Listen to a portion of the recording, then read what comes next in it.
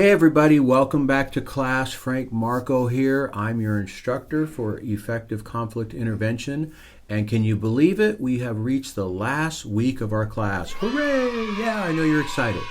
This week is going to be some very specific and practical advice for you managers out there who oversee people. You supervise them, you oversee the organization, you oversee departments. This is going to be some real practical ideas for you to improve your conflict management skills. So last week we talked about conflict in an organizational context, and this week we're going to sort of continue on that and talk about how you can manage conflict for maximum effectiveness. All right, so hang on as we head down this journey here, and I hope you get a lot of good ideas.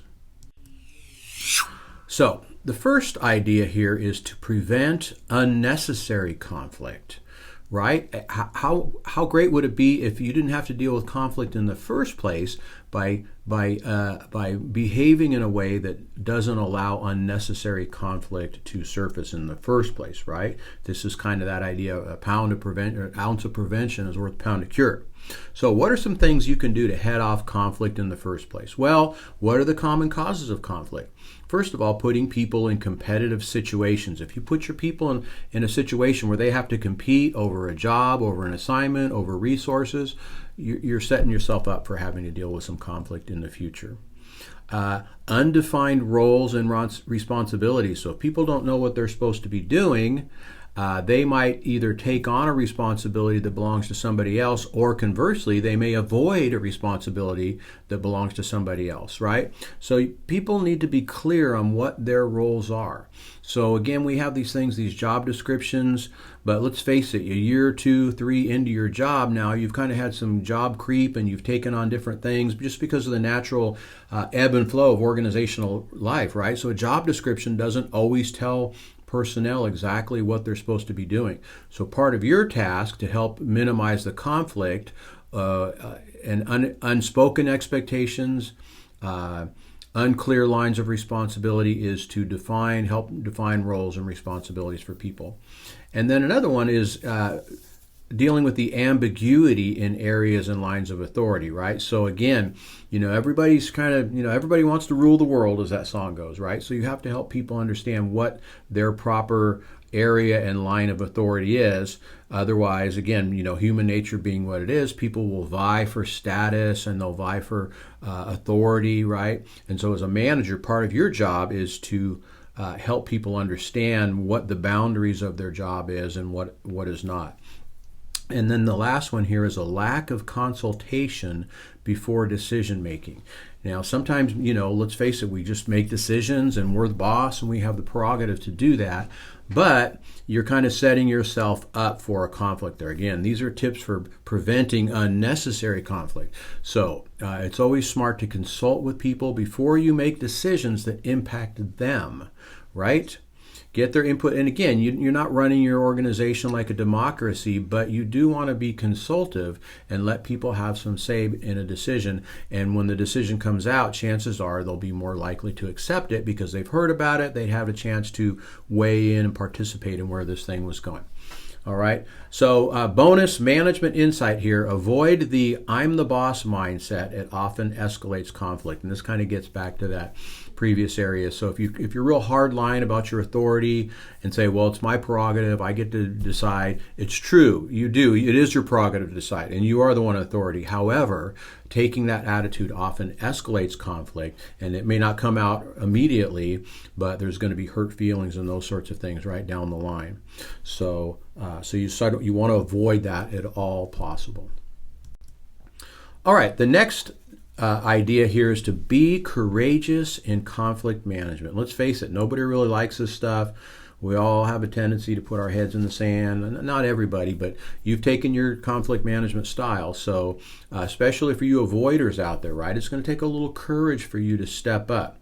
And so the principle here is to address conflicts openly and constructively. Don't run from them. Don't hide from them. Don't pretend they don't exist. I had a manager, leader one time said to me, he says, Frank, you got to run to the fire. Run to the fire. What does that mean? Well, it means if you got a problem going on, you can't just run the other way. That's not good leadership. That's not good management. If there's a conflictual situation going on, you need to address it. So some action steps are: step up to the conflict, embrace transparency, and again, you might be part of the conflict, and this is where, modeling humility and a servant-like attitude goes a long way.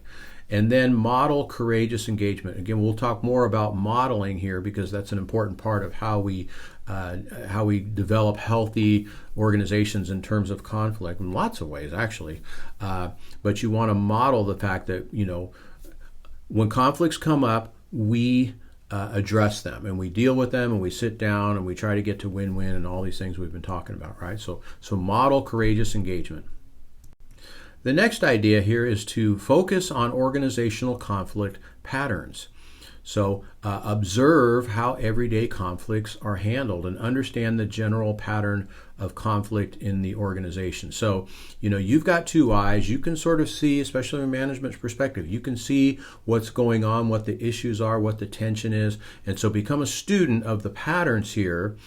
Do we avoid? Do we embrace? Are we competitive? Are we setting people up for competition or unclear lines of authorities or roles of responsibility? Become a student of the organization. And one of the strategies here is to practice management by walking around. You ever hear that one? It's been around for a while now. MBWA. You heard about getting an MBA degree? Well, this is your MBWA degree here. And simply walk around, observe, talk to people, be available to people. A little bit of presence by a manager in the job place goes a long way at stemming off potential conflicts, because now you're you're listening, you're addressing things, you're giving feedback, advice, helping people to become okay with decisions and to cooperate and those sorts of things. So get out of your office more, walk around, and see how the folks are doing. The next idea here is to promote informal resolution. Now, we can have policies, right? But we want to prioritize resolution discussion and establishing clear authority for final decisions. So, again, sometimes the tendency in organizations is to sort of get very, procedural and policy driven about this, but you want to prioritize and promote the informal resolution process. So get people talking, get people involved, provide the training that people need, right? So a lot of people, especially your frontline folks, especially in jobs that don't require a whole lot of education, they're going to need some training. Right? Executives kind of figure this stuff out in time, but your frontline folks are going to need some training in how to resolve conflict. And so if we go back to what we learned last week about organizational dynamics, right? We talked about the need for training people or for taking that HR focus of our organization. And so this is where that HR focus, by including and training people, right, in how to do this themselves will go a long way. And again, you don't want to have to be the arbiter of every conflict, right? So as you help people to grow in their conflict resolution skills, there's going to be a lot less of you, being mommy, daddy, right? Well, somebody comes to you and then the other person comes to you and, they play you off each other. So it's, train your people and you'll be doing less of that in the future. And then, of course, modeling, right? So provide training and provide modeling, but you be that change that you want to see. And I'll talk more about that in a minute. The next idea here is establish formal processes but avoid over-reliance. Okay, so I just said you want to promote the informal resolution processes, but we all know that sometimes things escalate, right? And so win-win is not possible. So you want to have a formal policy for when win-win is not possible. And so we need grievance and disciplinary procedures. All right, so this is something formal so that employees know that if they have a grievance or a conflict with somebody, there's a procedure for them to file it and to have it arbitrated and mediated. Now, it may involve the HR department. You may be involved, right? You might be involved and asked to sit in and talk about your perspective. Things might get written down at that point. Disciplinary things might happen. But it's necessary to have a good formal policy for how you're going to handle conflict. So here's some key reminders. Overuse of the formal process can mimic courtroom dynamics within the organization. Okay, so this is kind of that adversary system, right? When people have to go to court and they have to battle with one another and to get litigious, right? You don't want to overuse that. And sometimes in big corporations, a scholar said a while ago, sometimes we're so bent on staying out of court that we brought the court into the organization, right? That's kind of an interesting thought. You don't want to get so litigious now that every issue is has to go through mediation and HR and get it resolved. So focus on those informal processes, and this won't have to use as much, and you don't want to over-rely on the formal processes. So you balance the formal policies with informal resolution approaches. Use documented procedures as a last resort. And again, so we kind of feel like we have to write everything down. Well, maybe you write things down to help you keep track of things, but that doesn't mean that every infraction, every issue has to be like, you send the email to 10 people and you CC HR and everybody's kind of got this big litigious thing going on. Keep that to a minimum if at all possible. And prioritize informal resolution methods to prevent adversarial relationships. Okay, so I think I said enough about that. The next idea here is assess and improve organizational culture. A key question here, how is conflict viewed in your organization and what are the communication patterns and relationship dynamics? All right, so we talked last week about culture as an important frame by which to see the organization and to see how it deals with conflict. Is your culture conflict avoidant? Right? So if something comes up, do we tend to stuff it and bury it and then, deal with it like in 6 months when it finally comes out? Or are we more open, and do we have a healthy attitude towards open conversations, right? And if you develop a culture that creates more psychological safety and promoting leadership, decision, empowering people, you're going to get to a place where people can disagree over things, and it's not necessarily a conflict. I think the healthier the culture is, right, and allowing people space and voice to talk. And it's like, this is what we do. We have conversations about things, we discuss things, and then we come to a decision, right? Instead of squashing that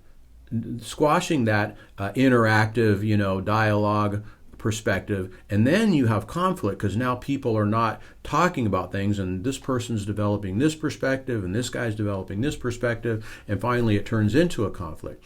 So develop and promote a healthy organizational climate whereby people feel free to discuss things and even to disagree things and to brainstorm and to come to consensus. And even before you have to get to win-win, it's like, okay, we know how to converse about things, we know how to discuss things, we know how to have healthy conversations and head off some conflict. So what is your role here? Influence and improve the climate through feedback and positive conflict practices. So again, you're the model, you're the one that shows people how to do this, you're training people, etc. And then the last idea here is to be patient during periods of organizational change. Now, oftentimes organizations go through big changes, mergers, restarts, calamities, and you name it, organizations go through it, right? That's the one constant of organizational life is, the necessity to change and adapt and all those sorts of things.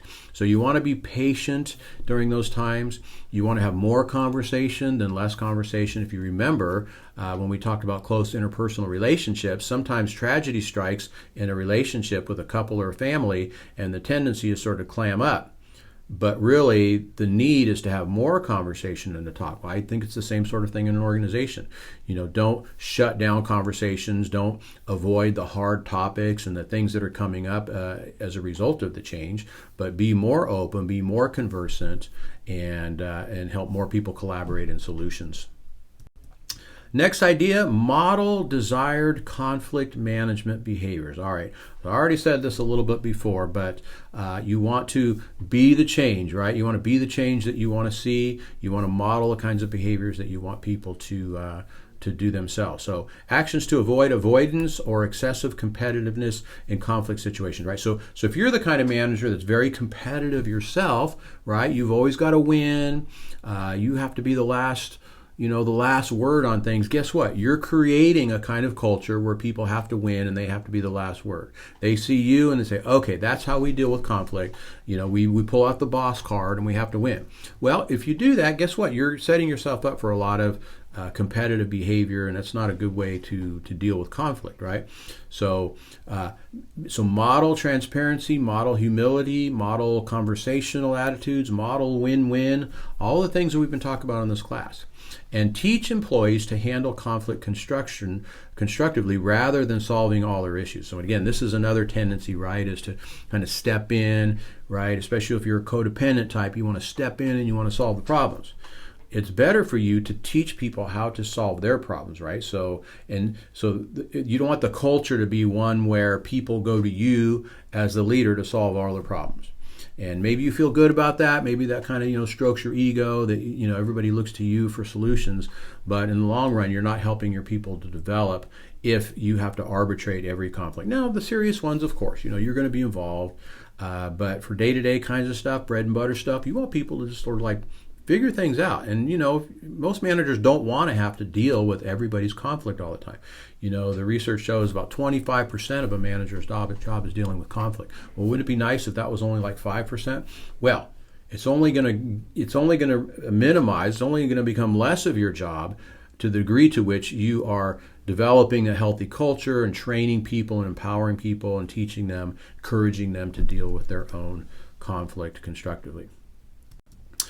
The next idea here, promote policies for informal resolution. So again, I talked a little bit about training, but you want to reinforce training, equip employees with conflict resolution skills. Maybe you want to do a class. When was the last time you ever had a staff training or, team training on conflict resolution? So the more that this can become sort of a discussable item and less of a, little something, elephants in the room, right?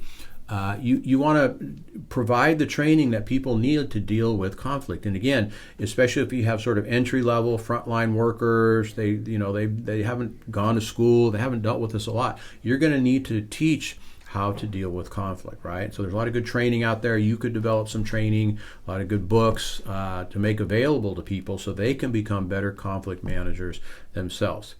And you want to see a cultural shift here. Embed discussion-driven approaches while maintaining clear decision-making structure. So again, it's not in democracy, right? But you want to encourage people to have healthy discussions and to deal with conflict themselves. Next is provide feedback effectively. Some of the feedback essentials, you probably heard some of these things, but they're a good reminder. Deliver both positive and corrective feedback constructively. So, if the only time people hear from you is like when they're making a mistake, guess what? They're not going to want to hear from you.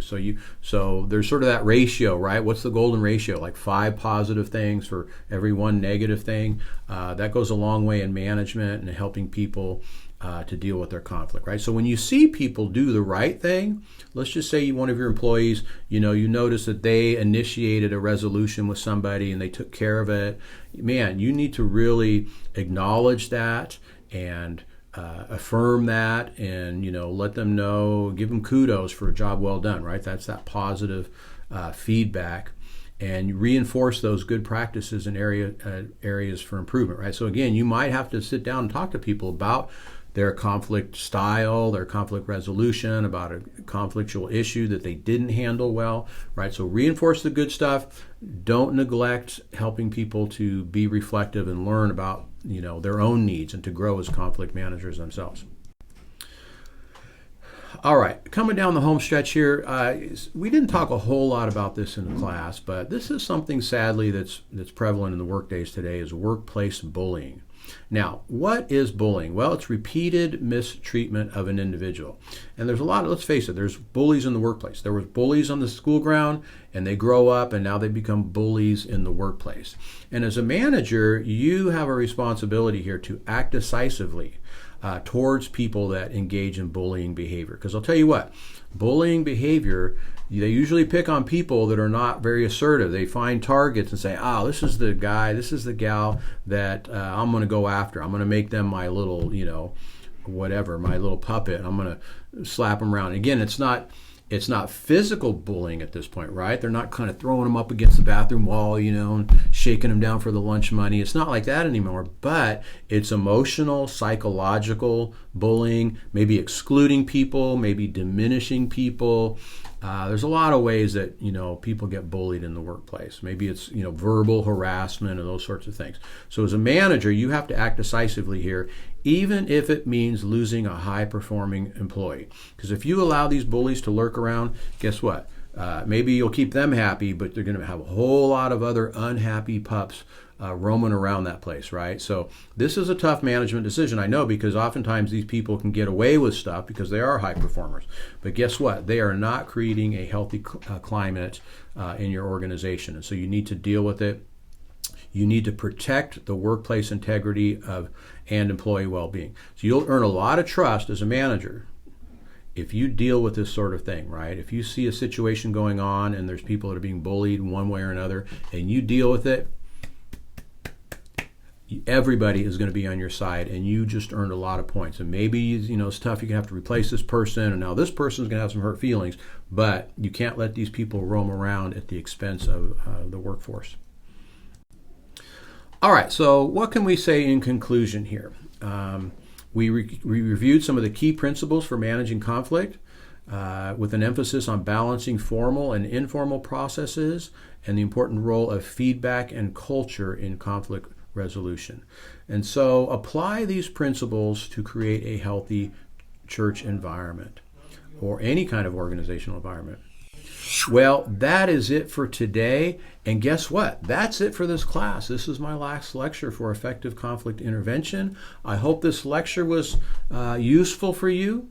I hope this class was useful for you.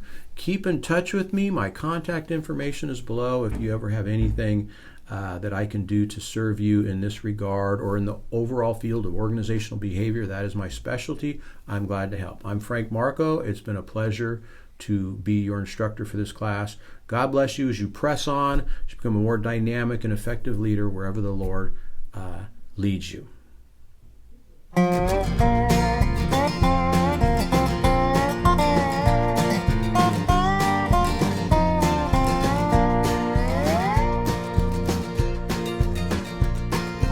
Always ready for adventure, always tramping through the woods with four-legged friends and strangers. She'd whistle just because she could. Always thinking of others, always helping someone else. She's young but loves the old. Somehow there's so much like herself. When she smiles, you know she truly understands. When she loves, it's with her heart and with her hands. This world is such a good place, and you add to the beauty, Lucy Beth. Take one step at a time, and time will take care of the rest. Always ready for a good time, always lights up at a song. But she knows the sting of hard times. She'll dig right in and carry on. When she smiles, you know she truly understands. When she loves, it's with her heart and with her hands. This world is such a hard place, but you make it softer, Lucy Beth. Take one step at a time, and time will take care of the rest. Oh, a name can tell a story. She's a light that shines, a glory, a grace that overflows.